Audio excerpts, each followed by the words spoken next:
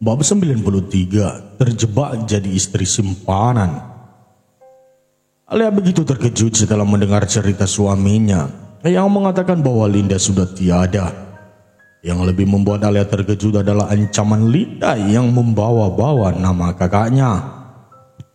Setelah mendengar cerita dari suaminya, Alia langsung menghubungi Firda, kakaknya. Ternyata Firda berada di rumah sakit yang sama dengan Alia saat ini. Kini Alia sedang duduk bersama kakaknya di depan ruang rawat intensif Fadi. Alia tidak henti mengusap punggung kakaknya yang terus saja menangis. Ia tahu bahwa Firda sangat terpukul dengan kejadian sekarang ini. Aku merasa sangat bersalah, Alia, karena menyelamatkanku. Dia sampai terluka parah. Lirik Firda sambil menangis. Alia mengangguk paham. Ia tahu kejadian setelah Firda cerita tadi. Aku tahu, Kak, pasti sangat terpukul menjadi kamu. Tapi kita tidak bisa berbuat apa-apa selain mendoakannya. Lagi pula, wanita itu sudah tewas. Dia tidak akan lagi berbuat jahat. Timpal Alia lembut. Firda tidak membalas ucapan adiknya. Ia terus menatap ruang rawat Fadi dan berharap bahwa semua ini hanya mimpi. Kalau saja ia menerima tumpangan Fadi tanpa adanya perdebatan, pasti semua ini tidak akan terjadi. Firda merasa dirinya sangat bodoh. Ketika keduanya masih menunggu di depan ruang rawat intensif Fadi, Firda dan Alia terkejut mendengar suara teriakan seseorang. Fadi! Di mana putraku, dokter? Seorang wanita parubaya berteriak histeris sambil memanggil Fadi. Alia dan Firda sama-sama yakin bahwa wanita itu adalah keluarga dekat Fadi atau bahkan ibunya. Wanita tua itu tidak datang sendiri, melainkan bersama pria yang dipastikan adalah suaminya. Terlihat dari bagaimana pria itu mengusap punggung si wanita sembari memintanya untuk tenang. Firda dan Alia saling tatap sebentar. Mereka lalu bangkit dari duduknya saat tatapan wanita tua itu mengarah pada mereka. Kau, ucap wanita tua itu menunjuk Firda. Firda mengulung bibirnya. Ia semakin yakin jika wanita di depannya ini adalah ibunya Fadi. Dulu ketika masih pacaran dengan Fadi, Firda belum pernah melihat sosok ibu Fadi secara langsung maupun tidak langsung. Perkenalkan, saya. Ucapan Firda yang hendak memperkenalkan diri terhenti. Firda, kau gadis itu kan? Gadis yang selalu dibicarakan oleh putraku. Tanya wanita itu dengan jari terlunjuk di depan wajah Firda. Firda mengangguk kaku. Benar, saya Firda. Jawab Firda pelan. Pria di sebelah wanita itu lantas maju selangkah dan menatap horor Firda. Jadi kau yang sudah membuat putraku seperti ini. Kau yang selalu menolak cintanya kan? Tanya pria itu dengan sedikit bentakan. Kau kira kau siapa sampai berani menolak cinta putraku? Lihat bagaimana dia sekarang. Dia terluka parah karena menyelamatkan nyawamu. Tambah pria itu. Firda terkejut, namun ia merasa bingung. Bagaimana bisa kedua orang tua Fadi bisa mengenalnya? Apa memang seserius itu Fadi bercerita? Pak, jangan bicara begitu, tegur Mama Fadi. Wanita itu menatap Firda yang melempar senyum ramah kepada Firda yang masih tampak kebingungan. Ternyata benar kata Fadi, kau sangat cantik, ucap wanita itu sembari memegang dagu Firda. Fadi selalu bercerita pada saya. Katanya dia jatuh cinta kepada seseorang gadis yang cantik dan baik. Namun dia juga mengatakan jika gadis itu menolak cintanya karena sebuah kesalahan yang ia perbuat. Tambah wanita itu bercerita. Firda mendengarkan dengan seksama ucapan ibunya Fadi. Ia tidak menyangka jika pria itu bahkan sampai mau bercerita tentangnya pada ibunya. Ibunya Fadi menggenggam tangan Firda. Tatapannya begitu hangat dan teduh ke arah gadis yang teramat dicintai Fade. Fade sangat mencintaimu. Dia selalu mengatakan bahwa ia menyesal telah mempercayai orang yang salah, kata ibunya Fade dengan tulus. Firda tetap diam. Dia semakin merasa bersalah dan benar-benar bodoh. Entah mengapa Firda tidak bisa memaafkan Fade. Bukan hanya karena tuduhan pria itu, tapi juga karena sikapnya yang licik sehingga membuat adiknya menjadi seperti sekarang.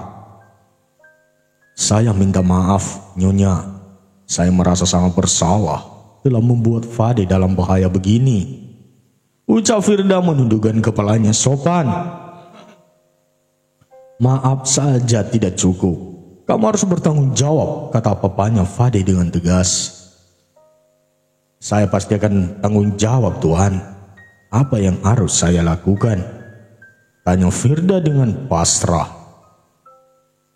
Sebelum bapaknya Fade menjawab, seorang dokter tiba-tiba datang. Dokter itu membawa sebuah amplop besar berisi hasil ronsen.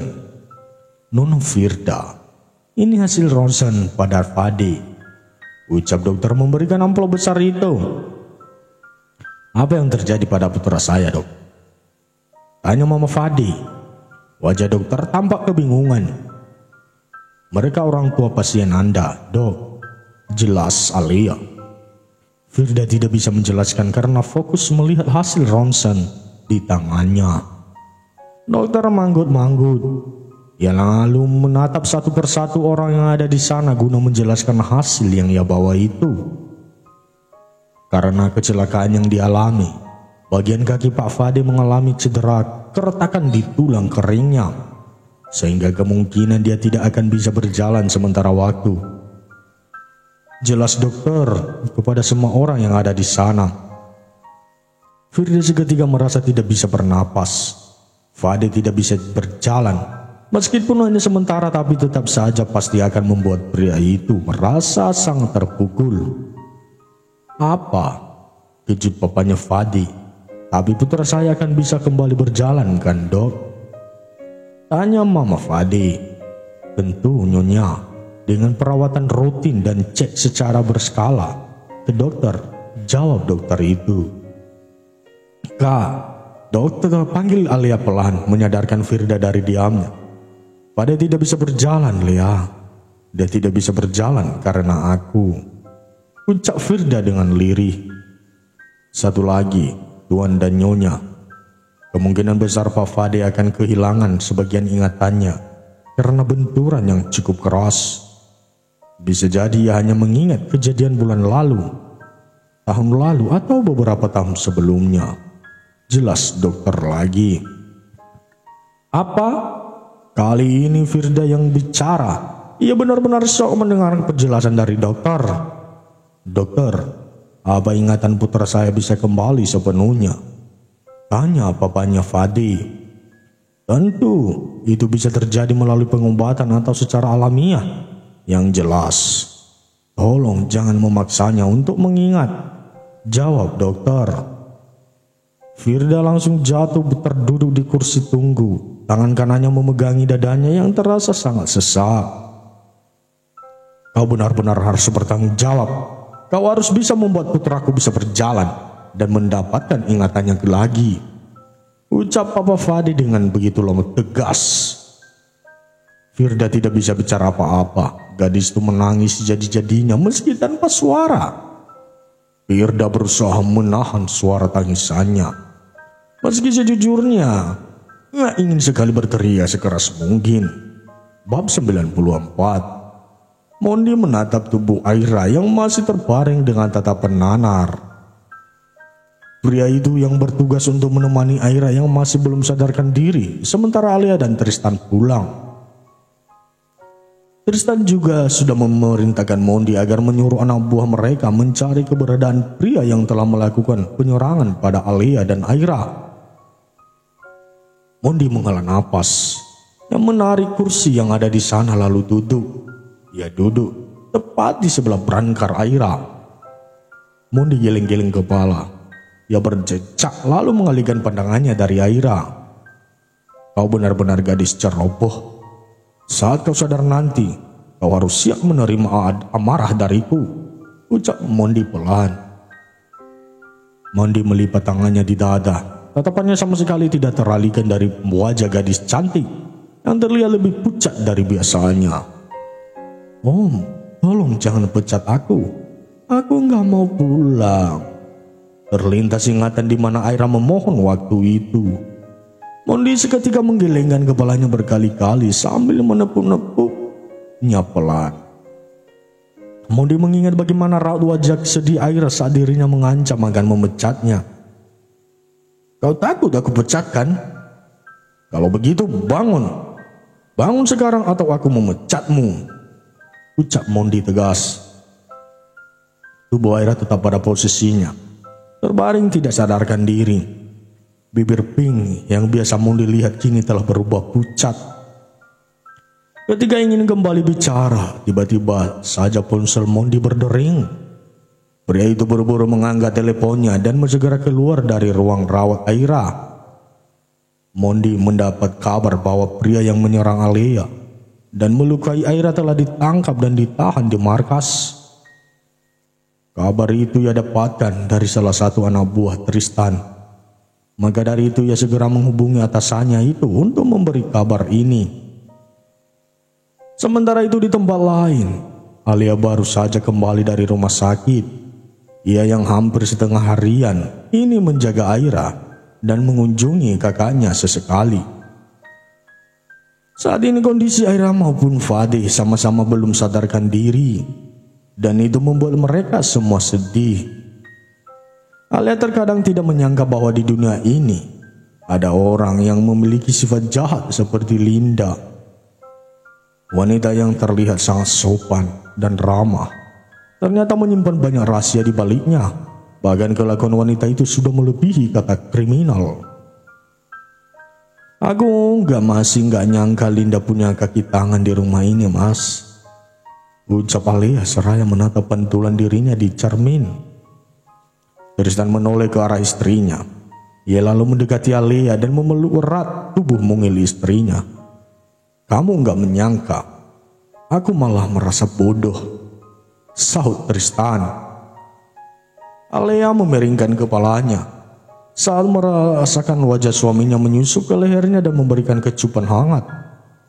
Aku harus berterima kasih dengan sangat kepada Aira karena dia telah menyelamatkan kamu, ucap Tristan sambil ikut menatap melalui pantulan cermin. Alea tersenyum tipis. Ia mengangguk setuju mendengar ucapan suaminya. Tentu saja mereka harus berterima kasih, sebab jika Aira tidak ada mungkin Alea sudah tewas. Maafin aku ya, sayang, ucap Tristan tiba-tiba. Maaf karena kurang menjaga kamu, sampai-sampai kamu hampir terluka karena aku lalai. Tampak Tristan saat mengerti tatapan penuh kebingungan istrinya. Alea lagi-lagi tersenyum. Ia melepaskan pelukan suaminya lalu membalik badan sehingga kini mereka saling bertatapan. Kamu gak perlu minta maaf, Mas. Lagi pula aku baik-baik saja. Dan sekarang kita doakan semoga Aira cepat sadar, tutur Alea lembut. Tangan Alea mengusap wajah suami tampannya dengan penuh kasih sayang. Ia lalu memberanikan diri untuk mencium pipi sang suami. Makasih banyak, Mas, dan I love you, bisik Alea. Tristan menatap wajah istrinya dengan penuh keterkejutan dan rasa bahagia. Apa yang Alea ungkapkan barusan adalah kata-kata yang Tristan nantikan selama ini. Apa, sayang? Coba ulangi, pinta Tristan tidak sabaran. Aku cinta kamu, Mas. Maaf, baru mengatakannya, ucap Alea dengan penuh semangat. Tristan pun langsung mendekap erat tubuh Alea. Ia bahkan menciumi wajah Alea tanpa ada yang terlewatkan sama sekali. Alea sendiri senang karena akhirnya ia bisa menyadari perasaannya terhadap sang suami. Sikap lembut dan penuh perhatian Tristanlah yang membuat Alea sadar bahwa ia telah jatuh cinta. Mungkin cinta kita diawali dengan kesalahan, Dan bagi aku perasaan yang aku miliki untuk kamu ini tidak salah. Karena apa? Karena kamu suami aku. Ucap Alea sambil mengusap-usap wajah Tristan. Gak ada yang salah, sayang, balas Tristan. Tristan benar-benar merasa sangat bahagia. Dan baginya apa yang terjadi di antara dirinya dan Alea sama sekali bukan kesalahan. Tristan mencintai Alea sejak dulu. Ia bahkan tidak pernah menyentuh wanita manapun demi cintanya terhadap Alea. Jadi bagi Tristan, tidak ada kesalahan sama sekali. Tristan mengerti maksud istrinya tentang kesalahan. Mungkin beberapa orang akan menganggap begitu sebab Alea menjalin hubungan dengan pria beristri. Tapi itu dulu. Kini mereka adalah pasangan yang sah. Mereka berdua sudah sewajarnya untuk saling mencintai satu sama lain.